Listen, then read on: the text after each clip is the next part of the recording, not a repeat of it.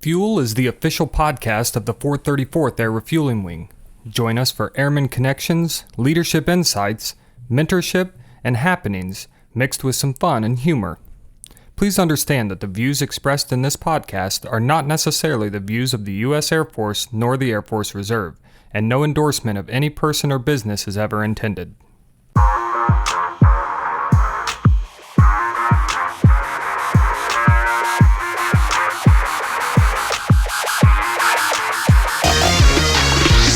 Hey, welcome to the Fuel Podcast and the February 2022 UTA. I think we're calling this one Snowbit 22. So, Josh, you had an entertaining time getting here yesterday, huh? It was loads of fun, yeah. I'm a father-in-law drive the tractor in front of me with the plow so I could drive my luxury Prius through the snow. Yeah, Prius, smart choice on any other day. Yeah. Not so much well, this I weekend. drive 86 miles one way, so... So we, because of the snow and some sickness and some other things, we're a little late getting this podcast out, but hopefully you understand, and it's some good listening for the drive home or something like that. It's a balmy 1 degrees outside, and I think we have a little bit over a foot of snow on the ground, and you still made it to the UTA, or you didn't, and maybe you said, you know what, my area just doesn't seem safe enough for me to make it out. And that's what we highly recommend around here is we highly recommend adulting at the highest extent possible.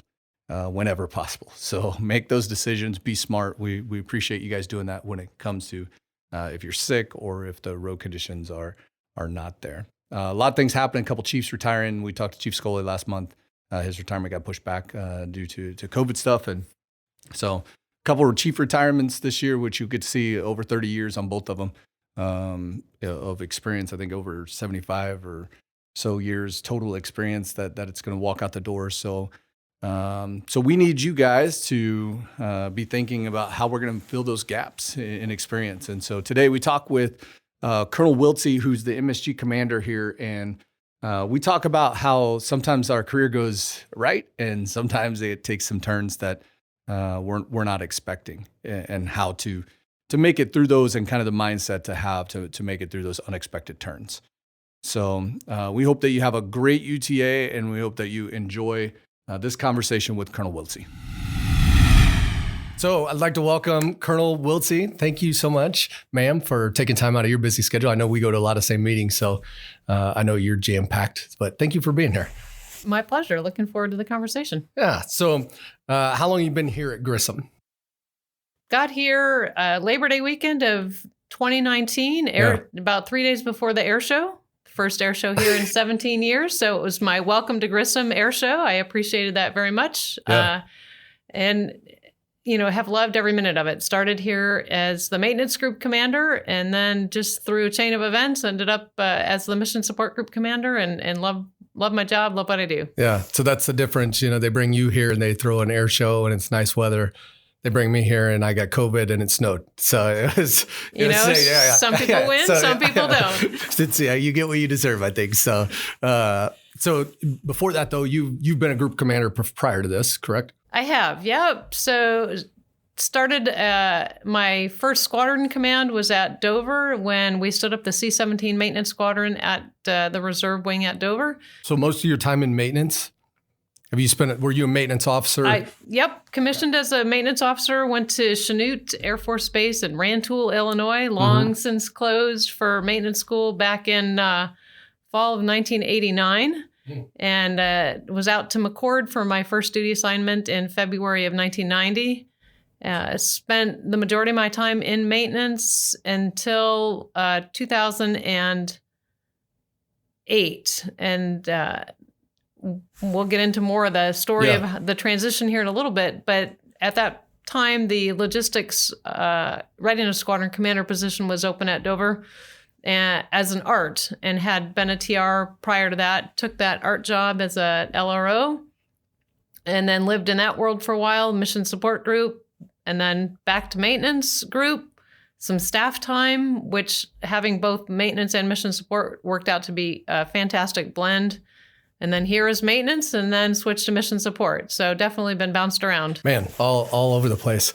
So 89 too, Josh. Where were you at in 1989? Kindergarten. Not born? I was not a thought. Yeah. Well, okay. I was probably a thought, but I definitely was not born. Yeah. So it's great. I love the fact that we have the different generations serving at, and I didn't realize I would love it that much when I was an airman, and I couldn't stand that, I couldn't relate to these older people that were, my instructors or whatever. And now I look at it, I'm like, it's so great having, because there's another generation behind you. There is. Like you're not even the lowest generation that's serving right now. So I love that. And we represent 4 decades, right here. So that's crazy. Kids? 2 kids, grown, both boys. I have one who is works as a therapist guide for an outdoor therapy program in Utah. And then, he loves what he does. He's an outdoor kid. And so he takes troubled young adults and with the team that he works with, and they take them out to the woods and to the mountains and teach them how to be good teammates and team builders and confidence builders. And he loves what he does. And then the other one is, I really do have a rocket scientist for a son. He works for Northrop Grumman on their Cygnus rocket mission launch team and lives in the DC area. It's rocket scientist, like for real, right? And I always say so Colonel Pemberton and I have this thing, if we're trying to figure something out, is he'll be like, well, I'll Google it. And I'll be like, her first name is Gretchen. And so I'll Gretchen it. And I go over and I'm like, Colonel Wiltse, I have a question for you. And we'll see who gets the answer first. I win a lot of times. So, but yeah, you knowledge. That's one of the things I've always admired about you is you're a walking book of knowledge. But one of the things I realized through being around you is you read so much crap. And I say crap, but everything from social media to the NDAA, just if it's congressional writing, if it's, a book, like you are constantly taking information in. And I really don't know much. I just know how to find a lot of stuff because I do try to stay exposed to that. And it's amazing how much you can learn on Facebook. Yeah. There's often times where I'll come in the morning and be Googling a DOD article or some policy that I saw on Facebook the night before, AFI changes, things like that. And hey, is everybody aware of this? Here's the article that goes with that. And it's because I've heard it or seen it somewhere in passing. And I think it's important to share. And you've got a lot of your academy classmates and stuff are in positions that have knowledge of the things that we want to have knowledge of, right? So a lot of my academy classmates are retired and enjoying their seasoned part of their life. I'm one of the last few holdouts, I think, still in uniform. I have a few general officer classmates who are still in, but I think we're probably down to under 20 who are still in uniform. So let's talk about that. So general officer, you have people that were in your class that are general officers, right? Absolutely. So GOs and you've done very well for yourself here. And no complaints. But was that a goal of yours to go GO, or was that just something? What do you feel like that capped there? Like how do we get to this point for you for your career? I would say it was never a goal. It was an opportunity that door opens as a colonel at about the 3-year point into your time as a colonel. The Reserve Brigadier General Officer Screening Board process opens. It's much like any other promotion process, except for it's one step of 4. Yeah. So your records go before a board. You write a 2-line push statement. It goes in and it gets reviewed by a board, and you either make the list or you don't. If you make the list, then that's step 1 to making general officer. That list then goes up to the Senate and may or may not get confirmed. If you're on the list that gets confirmed, then you have to find a general officer billet and be placed, and then you have to compete for a general officer promotion opportunity. Now, that's on the reserve side. The active duty side operates a little bit differently, but also several steps, requires congressional approval. It has to be confirmed by the Senate, all of those sorts of things. So I met that screening board a number of times, I think 5 or 6 different times. I've been a colonel for a really long time. And made the list only one of those opportunities, and then made the list, but then was not placed in a general officer position, just timing. And so the door is closed. I've aged out of that opportunity. And quite honestly, God does wonderful things. And I can see that I'm probably not of the political caliber to have dealt with the political requirements of being a general officer. I love being here at the airman level where the rubber meets the road. And I couldn't be happier that this is, as of right now, supposed to be my last assignment. So we had that. I look back at my career too, and I'm like, there's so many times where I'm like, pounding the fist on the table, or, it's because you're like, I should have had that position, or I should have been. And now I look back at it, I'm like, I'm so glad I didn't get that. Like, number one, I wouldn't have been ready, or would have failed at it. Or you see that person a year later and they're just like, why, you've aged 10 years. Like, what happened? They're like, oh, you haven't heard what happened there? Like, it was, a crap sandwich, and I took a huge old bite of it. And so, absolutely. So people, I think, a lot of times see you and see, someone in a position of leadership, 06 or chief or their supervisor or whatever. And they're like, man, she's got it all figured out. Like, your life was, you hit all the marks at the right time, and your life was smooth, and you just got here and you made it, right? So, I mean, your career went exactly the way you wanted it to set in this seat. Not so much. Yeah. So let's talk about that. Like, what was the first time, like, in your career where you're like, this isn't going the way I thought it was going to go? Well, if I can go backwards just a little bit farther. So I brought a piece of paper here with me because I wanted to get his name right. When I was in third grade, so 8 years old, lived in Phoenix, Arizona. My dad worked for General Motors at the Desert Proving Grounds. Williams Air Force Base was a T-38 training base in Phoenix. The ground space for the Desert Proving Grounds was the crash zone for the Air Force Base. So lots of joint use agreements. A big agreement was signed. General David Baker, who was then Captain Baker, was an instructor pilot, T-38 instructor pilot. He was also a Vietnam POW for 230 days. I got to meet him as a result of the connections of my dad. And that was my first real connection to the military and to the Air Force. And through conversations with him, he became friends of the family. I got introduced to the concept of the Air Force Academy. So as a third grader at 8 years old, I decided that's where I was going to college. Did you have that figured out, Josh, at third grade? I still don't know what I want to do when I grow up. So third grade, 8 years old, this guy inspires you. You're like, that's it. This is what I want to do. And I am definitely driven and determined, and oftentimes called stubborn.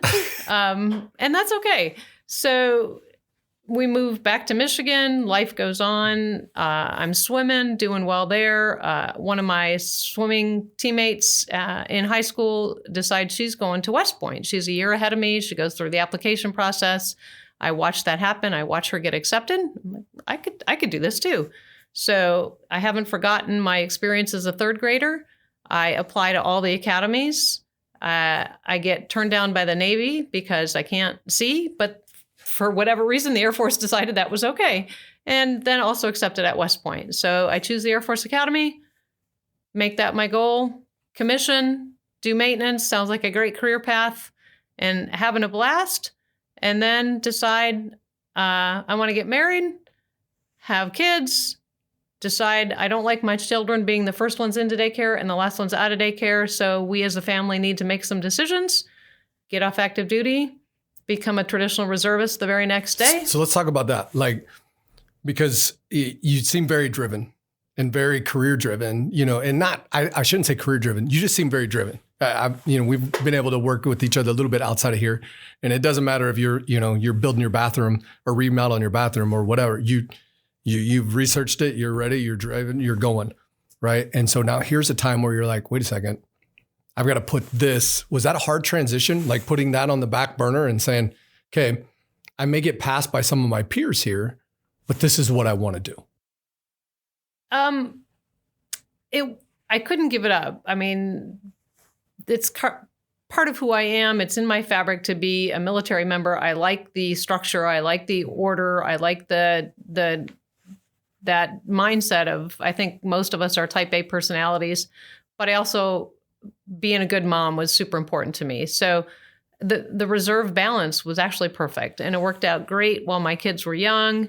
Allowed me to volunteer in their classrooms, volunteer with the Red Cross. I taught all kinds of CPR and first aid courses for the Red Cross, kept my hands in a lot of pots, was able to grow outside of being a mom, Right. speak to other adults, not speak in Sesame Street every day. Yeah. So it worked out to be a great balance. And it allowed my ex now, and we'll get there, I'm sure, to further his career, and allowed us to live overseas for 5 years and do a whole bunch of really fun things that I wouldn't have otherwise gotten to do. When we got our orders to the Azores, for instance, we'd never heard of the Azores, had to get out a map, but wouldn't trade the experience of living on an island in the middle of the Atlantic Ocean for anything. Yeah. So you go reserve, and then you had a IRR stint there too, right? I did, only because when I left active duty, I was at McClellan Air Force Base in California, yet another base that's closed since I was there. Yeah. And there was a reserve wing right across the street. So that was super easy. Pick up my pencil, go to a new desk. And then we moved to Ellsworth in South Dakota, and there was no reserve wing. So I didn't know how to be a reservist in any other way than to be in a wing. Yeah. I tried Wyoming National Guard. I didn't know anything about the IMA program, tried to figure that out. So in the process of having my second baby and not being within 500 miles of an actual reserve wing, I just didn't know how to get there from here. So I ended up not getting enough points for 2 years while I was raising babies and being with my then active duty husband at a place in the middle of nowhere. So it is what it is. Those 2 bad years, if you will, are on my record.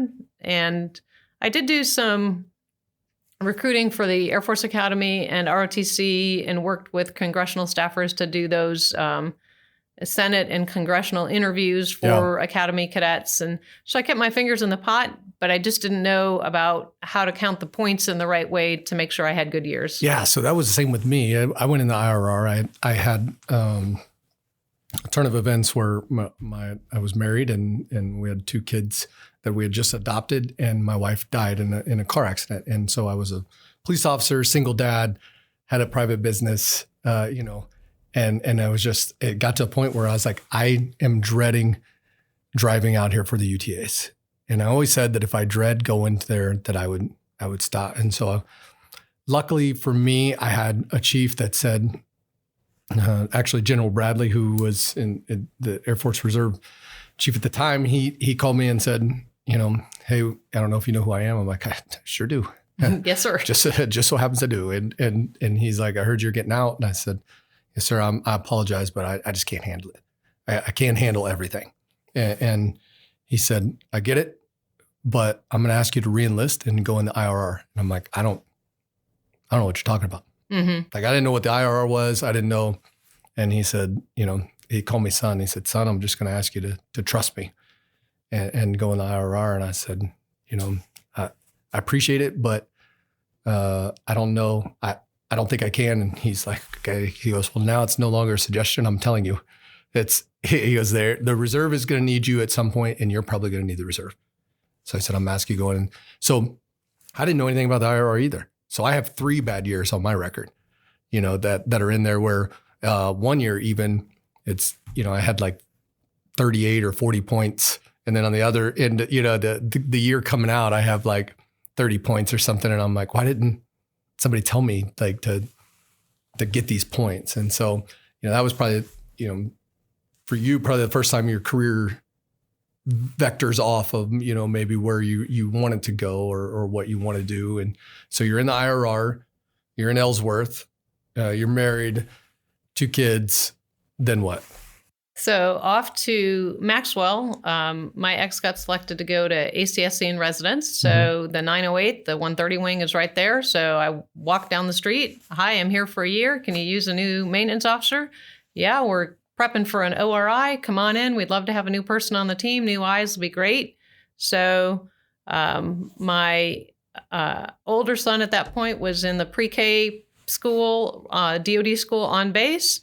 I go over to the daycare on base, the CDC, and enroll my younger one in drop-in care, and was able to use that when I wanted to do drill time. So ended up with a number of points that year, and then off to the Azores we go. And by this time, I've started to find a mentor, a colonel at Scott Air Force Base and AMC headquarters. Was able to work with him to figure out the IMA program. How do I get attached to an active duty wing? Yeah. So then in the Azores, I walk in and say, hey, I'm a free maintenance officer. Whenever you guys need one, all you got to do is let me know and we'll ask AMC for the money. So did quite a bit of work with the debt there at lodges. And again, kids are in school and daycare at this point, so I've got some freedom to continue to develop professionally. I took care of my PME as a captain, and then again, when I made major, enrolled, knocked it out. So at least I wasn't limiting myself. Let me tick the boxes that I can and perform in a method that fits me. And then off to Aviano we go. And same thing. We got to Aviano in July of 2001, and then 9/11 happened. So they were looking for any humans they could to work. And so I was able to do quite a bit of work while I was there.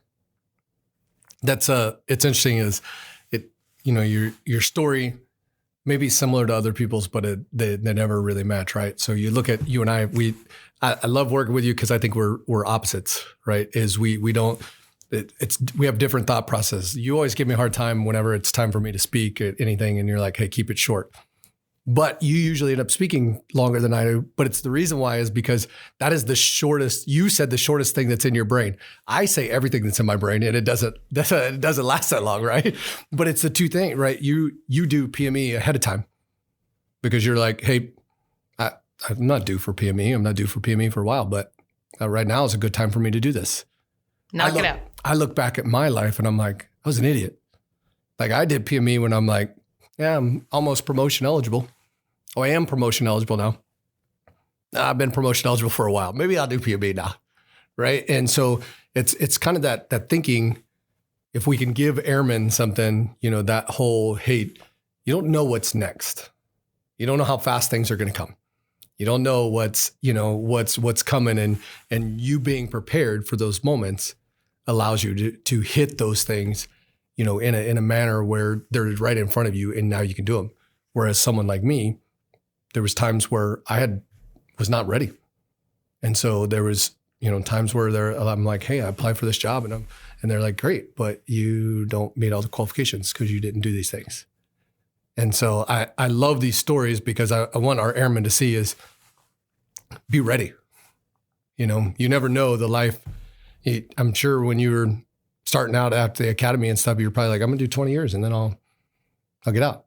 Then you get married and have kids and you're like, okay, well, maybe I'll just take a little break and then I'll go back after it. And now you're an IMA, which again is a scary time, I think, for a lot of reservists because you're just out there alone and on your own. You've got to know how to take care of your own career because the active duty is not probably going to help you take care of your career. Yeah, this was in the early 2000s. So at Aviano as an IMA. Before IMAs were really that big. I mean, now it seems like there's IMAs all over, but then and there's a process now. You have the RIOs and the debts and they in a centralized management process. So I wrote my own annual performance reports. I made sure they got processed through my boss. And then, at that point, you walked into the MPF on the active duty side and they said, we don't know what to do with this. Yeah. So you made 3 copies and you made sure you got it sent to all the right people and it got in your records. And so, being knowledgeable enough about the process to make sure you're taking care of yourself, but in a manner that, you're not flaunting your career. You're not trying to push yourself on anybody. You're just trying to make sure that the right things get done at the right times and you don't get dropped in the crack. Yeah. So, did that. Was at Aviano for 3 years. Worked some 9/11 projects. Worked, that was F-16s. So worked some NATO TAC evals. It's always nice to have an extra maintenance officer. Okay, you pull all the grave shift. Okay, no problem. hot pit refueling F-16s had never been done at Aviano. So you need somebody to walk down and have coffee with the Italians because they actually own the installation. And you probably speak. I spoke Italian, or at least enough Italian at the time. How many languages do you? Well, I minored in Spanish in college, and then I lived in Portugal for 2 years. So I was able to understand a fair amount of that. And then moved to Italy. And in Italy, I actually put my kids in the Italian public school at the end of our street. Yeah. So they were completely bilingual kids in 4 months. And as a result of having to help them with homework and work with their teachers, we had a tutor. But I picked up the language pretty easily. It's just, I had a gift for being comfortable in languages that aren't native to me. And so. And you raised rocket scientists. So I kind of feel like that's something to be said there. Like, this isn't rocket science. It actually is. Like, that's how you get to it. Like, meanwhile, that's my oldest likes to say is when someone's like, do you speak Spanish? He's like, I barely speak English. Like, still trying to master that. Like, so that's our household. Like, so in Italian school, like. Yeah, I loved that assignment. Great opportunity, tons of travel. Would never trade that experience for the world. And again, exposed to different aspects, spent some time at the command post there, some time in XP there. So saw a little bit, got exposed to more than just a soda straw of one base and one job. So then after Aviano, Travis, and a maintenance officer there still, but again, some staff work there, working different projects with the active duty wing, and then Travis to Dover. Came in to stand up a new squadron, hired as the first squadron commander of a new squadron, which is super cool opportunity. Yeah. In the lineage for a squadron, my name is the first commander. So you're the best of the worst that they've ever had. Absolutely, right? You're absolutely the best of the worst. The best and the worst. Yeah. And that's what happens when you get to be first. That's right. So, and was able to put together a phenomenal team, had an awesome chief there, built our team from scratch, handpicked the maintenance team from the other squadrons while we put this one together. Had a 3-way change of command while we furled one guidon, unfurled another, and moved all the deck chairs around. So pretty cool opportunity. And then got divorced, needed a full-time job, needed insurance. Tried to figure some things out, and the vice wing commander, Dave Wiest was his name, came up to me and said, the LRS squadron commander position is open and it's an art, so that'll give you the things that you need. And I said, sure, I've never been a logistics officer in my life. He's like, you'll figure it out. And I said, are you sure, sir? He said, you'll be fine. So I said, all right. So I went and talked to the mission support group commander at the time. And she said, give me your resume. I had never built a USA Jobs resume before. So I said, do you have some examples? Got a few examples from folks, built my 7-page USA Jobs resume. Some miracle, I got qualified for the job. And 2 weeks later, I now have a full-time job, insurance, in a squadron that I've never even spelled before. And I'm learning how to do sorts and arts and reports and all about our UTCs and how to get folks deployed and prepping for an ORI. So what age were you at that point? So that was 2008. So let's see, 2007, I would have been 40. So 41-ish, yeah. So here you go from third grade little girl, right? And you get this picture in your head and you're like, hey, I'm going to be someone, I'm going to go to the academy and I'm going to have a career in the Air Force. And you're like, okay, third grade girl, does she lay out, hey, I want to go this. And then I'd like to take a stint where, maybe have a couple bad years to where I don't get credit for those, right? And go in the IRR and maybe can't find a place to even serve. I want to serve, but I can't really find a place to serve that meets my lifestyle right now. So you take those a little out and then it's, now I'm going to go IMA where I don't really have like you said, you've got to seek out a mentor and you've got to learn all this stuff or your career is pretty much just going to be exactly where it's at, is in that spot that you're in. To, you bounce all around the world and now you end up, hey, I'm sitting here, I'm divorced with this experience on the backside of and I need a job, insurance, and I like food with my meals, so I need a paycheck. is that how you planned it out? Like you looked at it and you were like third grade, like, man, I hope all this happens. Like you wrote that out. Like, are you going to pull out a piece of paper that's like, this is what I wrote it. It's exactly how I thought. You know, God will always laugh in your face when you tell him you've got a plan. Yeah. So what I was kind of waiting for the piece of paper to come out. Yeah, there was part of me that was like, this could backfire. Yeah. So how do you? We've got airmen on the space that are going through that right now, that may be faced with a divorce, maybe faced with losing a job outside of here. I mean, I could say one of our first sergeants had a job before this whole thing happened and lost it because of COVID and stuff. And so someone's faced with something right now. Like, what's the advice you give them to those that are in it, but then also those that haven't hit that yet?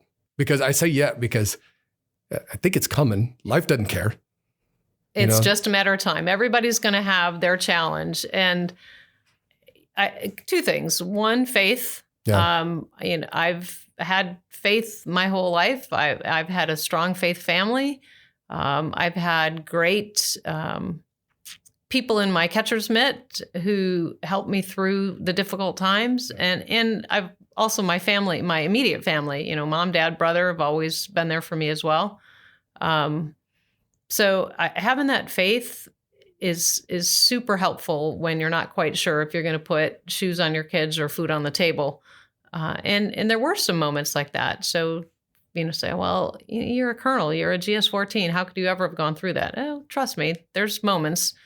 And then resilience, if the Air Force Academy and basic training and those sorts of things and 12-hour days and being at McCord when we got the evacuees from Mount Pinatubo blowing up in the Philippines and all right, we'll put in a 36-hour day. So you learn to not let your mind drive what your body's capable of. You can always go a little farther, a little harder. You can work a little longer.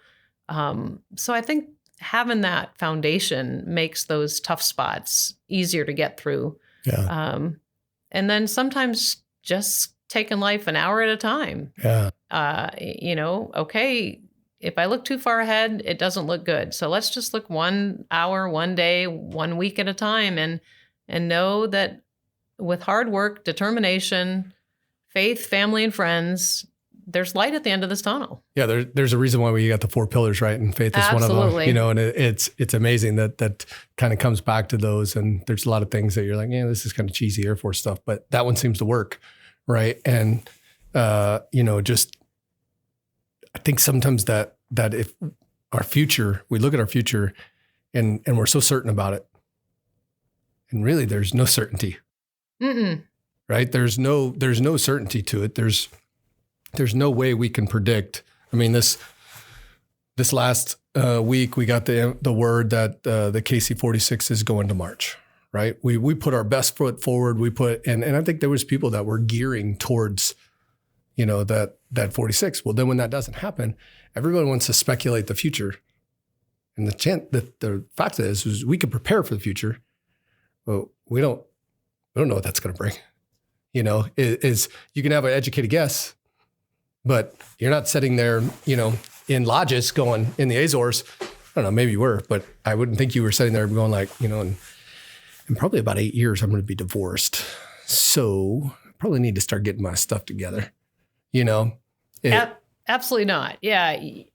You prepare for the future and you have a general plan, but man, the plan can get derailed at any time. So you talk about derailment. So here I am now. I've come through a divorce. I've refinanced a house in my own name. I've got a job that has insurance. And then what happens? I'm starting to get headaches. Yeah. My vision's getting a little too big. That's what I took it. That's what I took that as. I've never had that problem. No. So then, lo and behold, September of 2014, I'm having a brain tumor removed. So there's a whole nother, all right, this might be the end of the career. I might not be. Yeah, and you talk about faith. Right. That probably weighed heavy, right? And yes and no. So my brain tumor was diagnosed several years prior, and one of those things that we just kept watching, and as it was growing and putting more pressure on, then it became time to do something. So I was blessed with the opportunity to know. First off, you say that pretty casually. Like it was like Josh calling me last night talking about his flat tire. Hey, you know what? It was I had 80,000 miles on it. It's probably time. There's no real big damage. It's okay. Same sense. It's a brain tumor. It had some mileage on it. It was about ready to blow. So we had it's time to do so. Honestly, that's how it got to. Obviously, you have the freak out at the beginning, and I do all sorts of research. Let me find some books. Let me read some articles. Let me find some podcasts. Let me do this. Let me do that. You went to the Gretchen. You started, you started diving in. Yeah. So I learned, and then I learned that there's a lot of people who probably have tiny brain tumors that will never know it. They'll live a long and happy life, and nothing will ever have to be done. So you get to a point where you can either be consumed by this, or you can live your life and just let it be part of who you are. It's part of the fabric of who I am. I'm divorced. I'm a mom. I have a brain tumor. Okay. But I got things to do and places to go and people to see. Yeah. And I'm just going to keep moving on through life. So we get to the point where that becomes untenable. And so I have brain surgery. I was not scared. I felt so at ease with the decision to finally have the tumor removed. The deputy that I had at the time, Bruce Carper's his name, he's a colonel now, was phenomenal. Came on board. We actually called it the brain book so that he could step into the group commander role while I was gone. And we didn't miss a beat. And so we kind of planned for this. Like I said, we had time. So 3-4 months, we kept working on the brain book so that we didn't miss a beat. My admin person at the time was a rock star, still is. So she had things like a well-oiled machine. But that's certainly not something I had in my plan. Yeah. But I was at the right place with the right people, with the right family, with the right boss to make it I was at Dover. Yeah. So you got Johns Hopkins, the Mayo Clinic, the University of Pennsylvania, Thomas Jefferson Medical Center, everything you could possibly imagine from a care location. Hey, can you remember back to when you were sitting at Travis? Like, where did you guys want to go from Travis? Well, we actually ended up leaving Travis early because of my ex's personal situation. Yeah. But if you thought it like Dover isn't really a highly sought after destination unless you've lived there. Mm-hmm. Right. And so, a lot of people, like when I got stationed over, I was like, dang it. Like I put everything else on my, I put Travis on my dream sheet and I put, all these other bases, and Dover's where I'm going. Have you ever been to Grand Forks, North Dakota? Yeah, that's it. You've had all the good bases. Why not? Yeah. Why not? Why not? Yeah. So, but you think even that being at Dover at that moment for those things, for that time. My ex was at, his orders were to the Pentagon. And what I said at that point was, I don't want to be in the DC Beltway and even as a reservist and try to navigate that and try to get kids to orthodontist appointments and to sporting events when I've got an hour and a half drive in every direction. So that's when I actually sought out Dover and said, well, let me find someplace close. We were kind of in the process of separating anyways, custody of kids, all those things. So Dover actually was my choice only to facilitate that whole process of going through the separation and the divorce and managing the children and making sure they were close enough to dad and all of those sorts of things. So you're right. Did I seek it out? Sort of. But man, again, I don't think Dover's anybody's choice until you get there. It's a great gym, location. It's a great little nice little place to be. It is centrally located, which is amazing. You can do a ton of stuff from there. Which I'm finding out Grissom is also. So I look at this and I'm like, it's one of the things you and I have talked about is building airmen that are, I feel like we both have lived pretty resilient lives, but I tell my kids this all the time, and I tell the airmen this too, is I want airmen that are more resilient than me. Mm-hmm. If you're just as resilient as me, then it's not going to cut it. Like you need to learn from my mistakes. You need to learn from my life experience and the successes that we've had along the way on ways things have gone.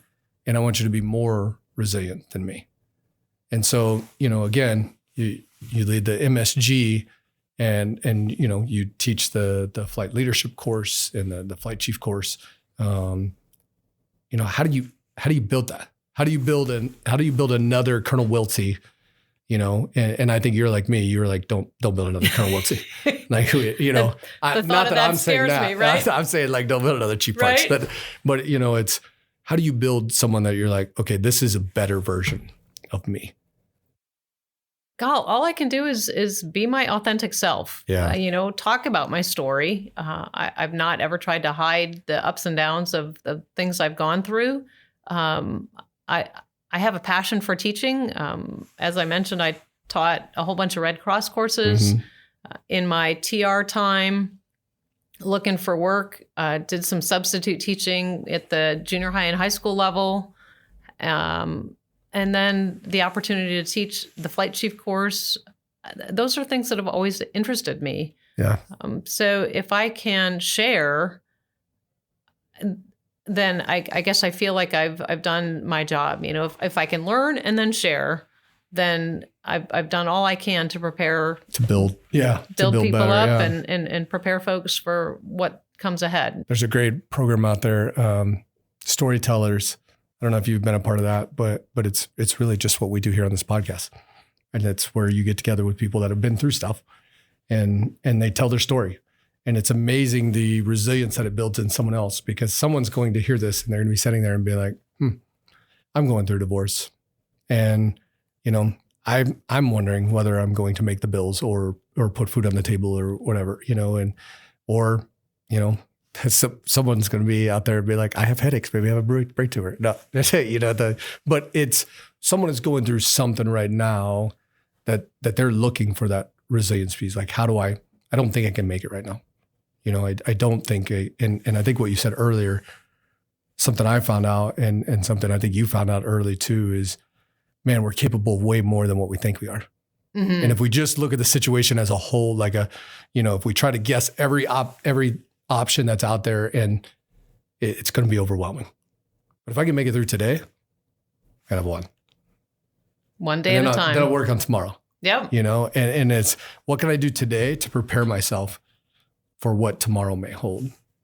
And I think I look back at that, and for me, the best piece of advice I can give people is don't do what I did.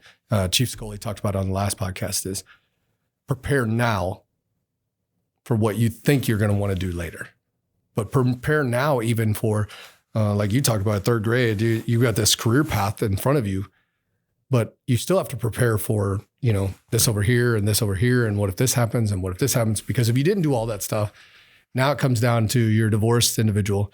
You're sitting there and now you're going up against someone who has all that stuff done. Absolutely. And you miss out on this opportunity for you and your family. And who knows if you're sitting here at that point. Absolutely because who knows you have to go downtown and get a job, or, again, working at the Y teaching courses, instead of doing this. You're spot on, but I can also say that I have never done something that for the sole purpose of making sure I was ticking the box. There was always something I either wanted to do or interested me. One of the things you had to do at the time that I did it to make major was have your master's degree. Well, a lot of people signing up for Embry-Riddle's correspondence master's, military, right. That's not what I wanted. I wanted something that I found interesting. So I did a master's in engineering project management. So that to me was where my interest was. My undergrad is in ergonomics engineering. So while I've met all the requirements, typically on the earliest timeline that I could, it's also because I Enjoyed cared about the subjects.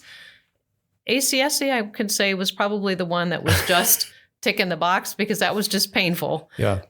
But Air War College, I actually found super interesting. And then I had the opportunity to do the 40-week joint PME class run out of Norfolk. That's a class that I learned a ton in and wish I'd have done 10 years earlier. Yeah. We talked the other day about the RSSB, all those short classes. Going on My Vector and just picking up one of those 2 or 3 day classes. Yeah. So I did leadership today and tomorrow, and I've applied for a whole bunch of other ones. Unfortunately, I keep applying for the NATO Oberammergau classes. I never get selected. See, those classes intimidate me a bit. You? No, not at all. Yes, of course. I even see the acronym. I'm like, I don't even know what that is. Yeah, I know. I will never get this right. I'll never be able to put it on the resume because I can't remember that many letters. See, and I'm just the opposite. I'm like, I wonder what that is. Yeah. Let me throw my name in the hat and see if it sticks, Yeah, and I love that too is I love how comfortable you are with you, right? There's the times where you nerd out on stuff and it's, and I'll be on the other side and be like, nerd alert. And you're like, yep, yeah, absolutely nerd. You push your glasses out. You're like, I nerded out on this. This is my thing. I may have spent 4 hours on this last night, but I did. And this is the information I got. And, and I love how that, and you can walk in a room and I think people are drawn to that is the fact that too is you stay true to who you are. We Colonel Pemberton and I talked about it today. We're going through some stuff and fighting some fights. And, he said, hey, Chief, you got a little more of your career left than I do. He's like, why don't you let me? And I said, sir, I don't know if I want to continue a career if I can't look myself in the face and say, or look myself in the mirror and say, I'm not comfortable with who I am. And I look at this and you're coming at the end of you got what, a year and a half left? 2 years? Just under 2, yep. And I think you can look yourself in the mirror and be like, I'm comfortable with who I am. Absolutely. I didn't have to reshape my whole life. I didn't drink the Kool-Aid so much that I lost track of who I was. There was times where I stood up to, Big Blue and said, this isn't fair and this isn't right for airmen. And there's times where I've said, hey, listen, I know this doesn't seem fair to you, but big picture wise, you need to do this. If you want to continue service here. I think you're spot on. And we talked about the path to general officer and the fact that I'm not on it. So there you go. Yeah. And I'm superbly happy with the path that I'm on and the deviations that my path has taken. And it wasn't meant to be because sometimes I am a little bit on the vocal side and I do have opinions. And I think that our airmen deserve folks who will stand up and support them that way or give them the honest truth when they need to hear that too. Yeah. So I right now you're sitting here, you're 2 years retirement and you talked about how you love this. And since you were, 3rd grade, right? And been in my blood a long time. And you're about to walk away. Like, what's that feel like to you? And for, I guess maybe put in perspective, you got an awesome fiance, Gary, who I've never met anyone who's had a bad thing to say about the guy. Like he's amazing dude. He's one of our key spouses, just can talk to you about anything. And if he doesn't know, he's interested, whatever you have, information you have that he doesn't know about, he's interested. So I love it. So what's this look like for you? Like, there will definitely be a void that has to be filled. I mean, I'm a person who has to be engaged with people on a regular basis. It surprises people to know that I'm an introvert because I do recharge at home by myself, but I do need that interaction so that there will be some sort of giving back, whether that's volunteering with veterans coalitions. I'll be moving back to Michigan, actually living with Gary for the first time, more than 2 or 3 weeks at a time. So he may be like, tell me about this IMA program. Like, how do I, you've never been in the military. Well, let's say maybe I'll start. So yeah, we've talked about that. We're both independent, driven people and have lived a lot of our lives single. And there's definitely going to be room for him to go fishing and me to go to the condo in Detroit and have our alone time, because we probably won't do well 24/7 together, because that's not who we've ever been. Yeah. My parents are approaching 80 and will need care. My parents live in a ginormous house on log cabin, right? A log, yeah. You say log cabin. I would say log lodge, log aspen ski lodge style house. Yeah, that takes a lot of care and feeding, and on over 200 acres of property that also takes care and feeding. So I see myself learning how to run the chainsaw a little better and how to drive the tractor a little better, because there's things to do. So I won't be bored. Gary's got 2 children, and his oldest has our 3 grandchildren. So there's an opportunity there. We want to travel. There's a lot of the U.S. that I haven't seen. There's a ton of national parks that we have to tick off our list. So I don't see us sitting still a lot.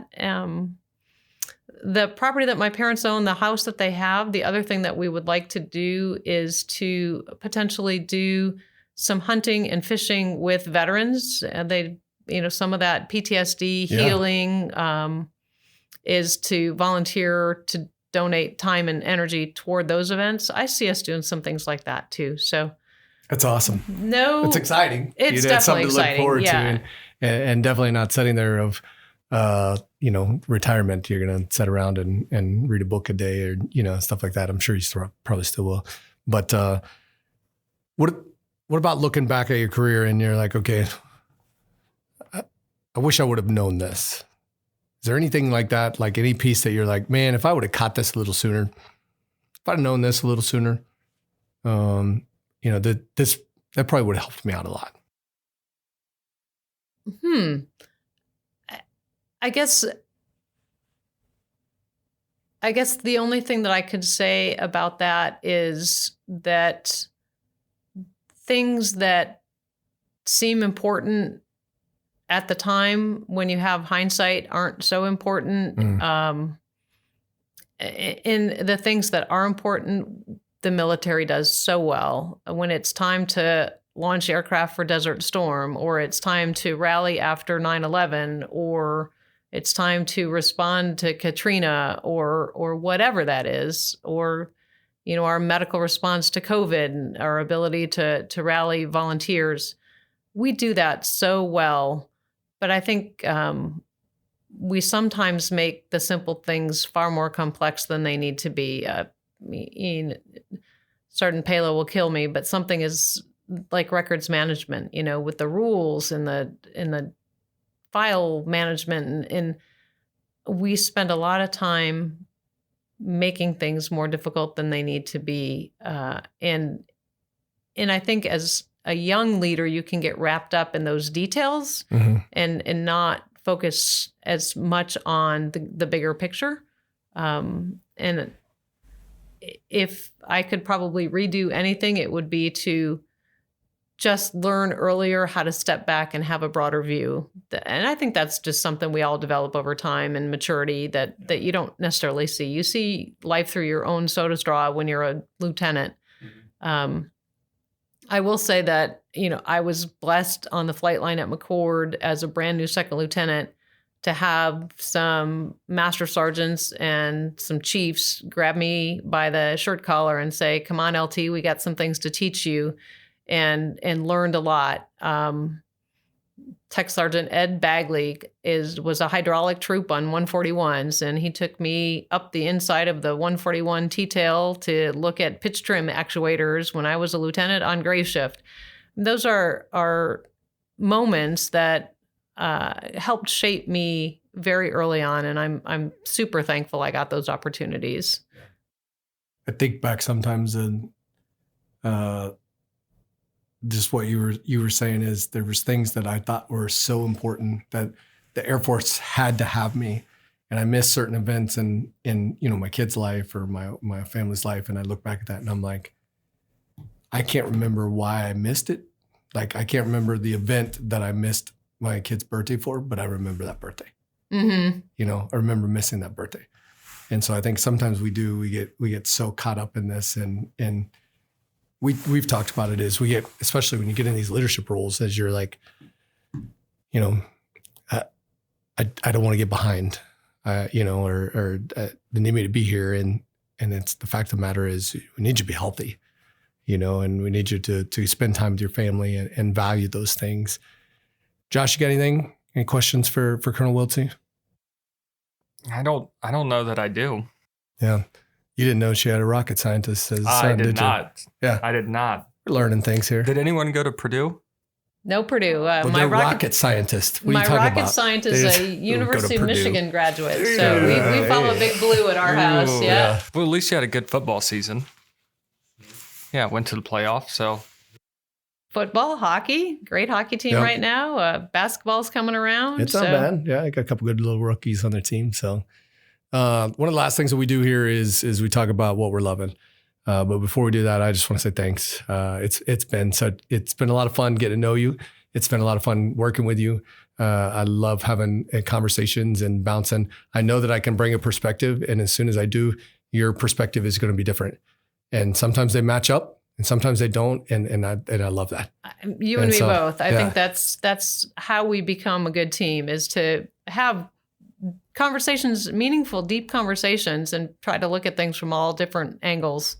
And then still be able to walk away at the end of the day. And you know, we all have a boss. Colonel Pemberton is ours, and he's got a boss, and he's got a boss, and so on and so forth. And we can still all drive toward the mission. And yeah, I love being on a team that's as diverse and fun as the one we've got here. Fun. That's a big piece, right? Is it's no good if we all just took it so seriously and got bent out of shape every time.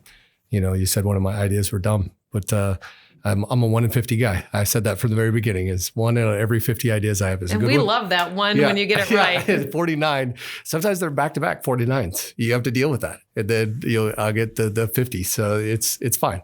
I'm okay with that. But what are you loving? Like, what right now, what are you loving in your life that you're just like, man, right now, this is what I'm taking in?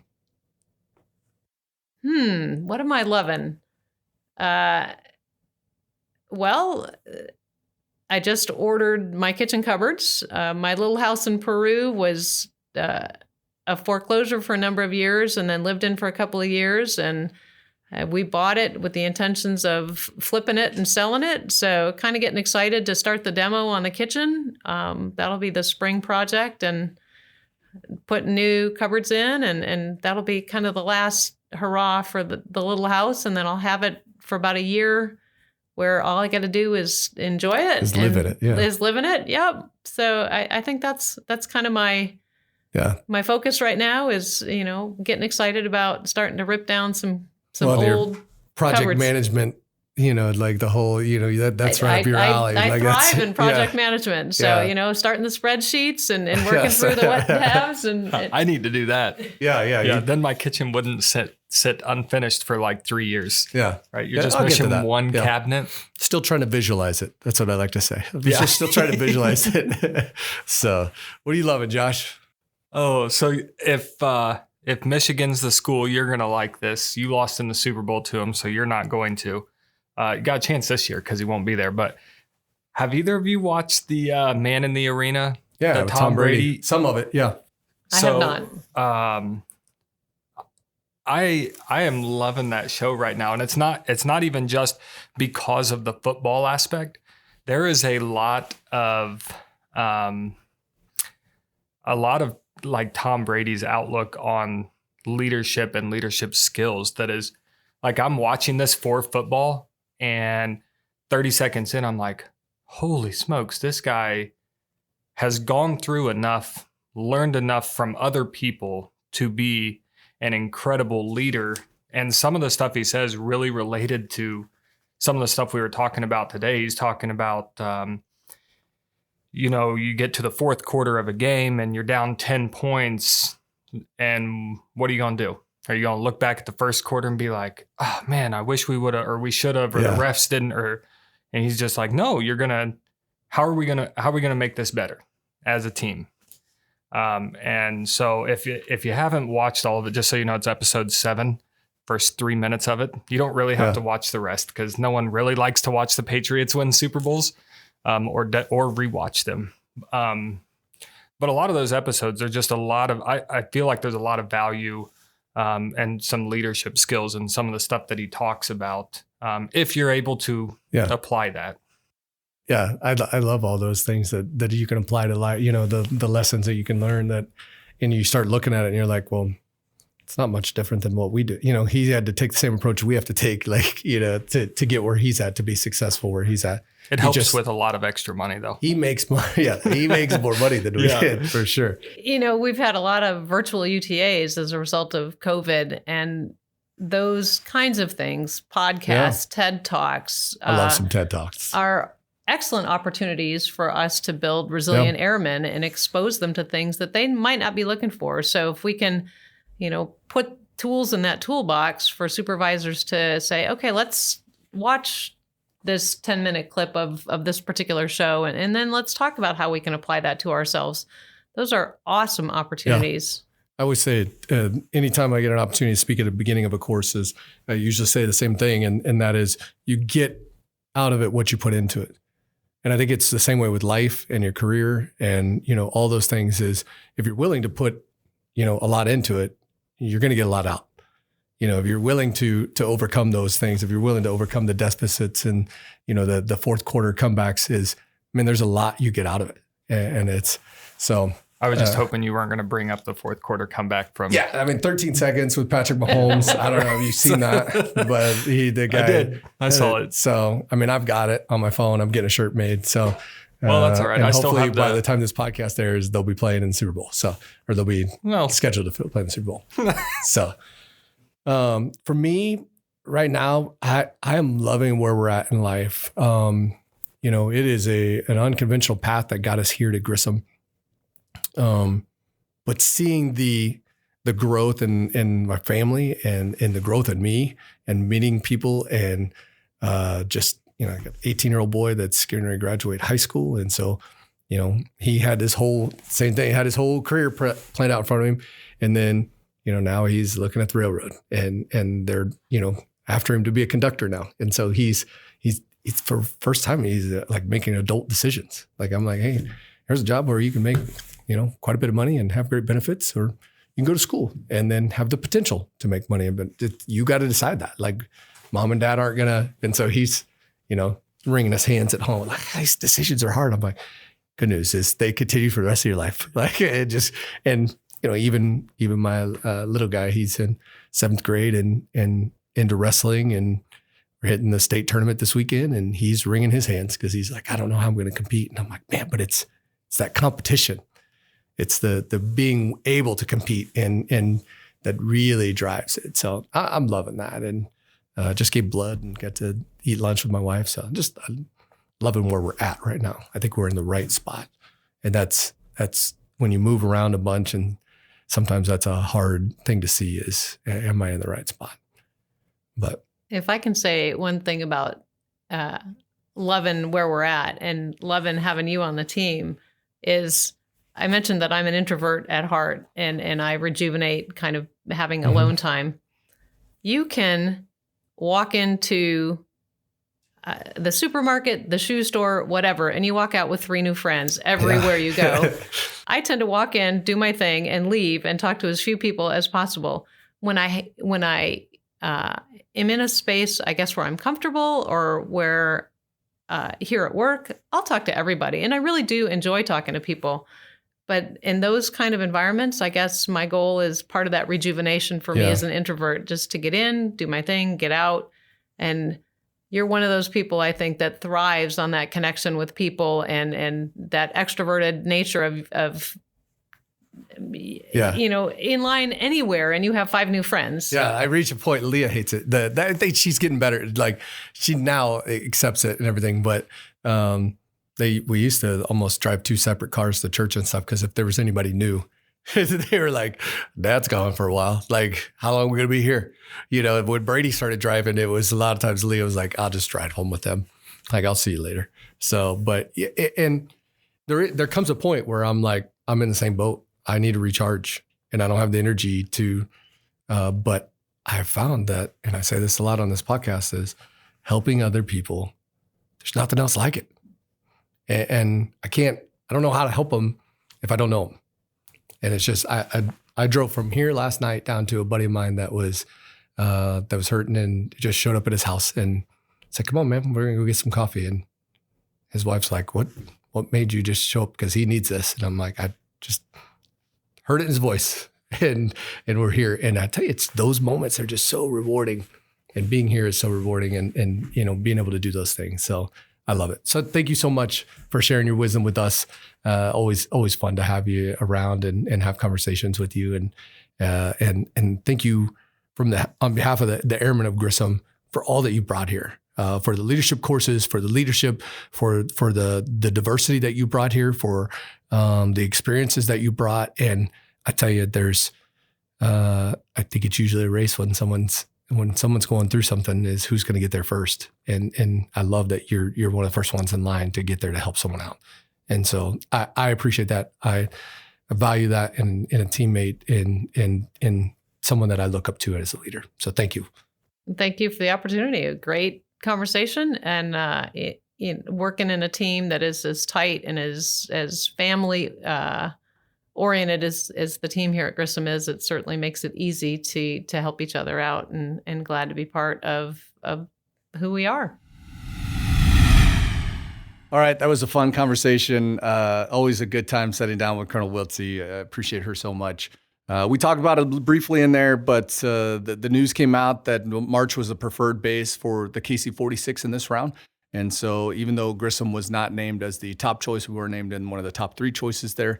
And there's still some economic studies and some other things that have to be done at March. And so it's not likely, but it's possible that the KC-46 still comes here. But we are planning and ready for any mission, and looking for more missions to take on here at Grissom.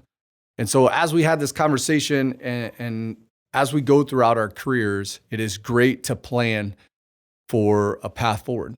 It's great to plan that, hey, I don't ever plan to leave Grissom. I don't ever plan to, go outside here, go to Africa, or go to any of those things. Believe me, I did the same thing.